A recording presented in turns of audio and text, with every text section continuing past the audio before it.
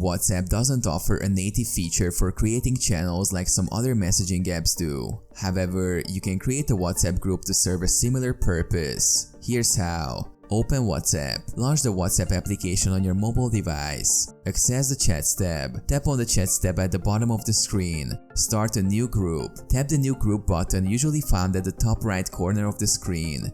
Add participants. Select the context you want to add to your group. You can add multiple participants. Choose a group icon and name. Set a group profile picture and name for your WhatsApp group. This is like customizing your channel. Create the group. Tap the Create button. Your group is now created. Customize group settings. You can customize group settings by tapping on the group name, then selecting group settings. Here, you can control who can send messages, change group settings, and more. Share content. As the group admin, you can share content, messages, images, videos, and more within the group, similar to how you would share in a channel.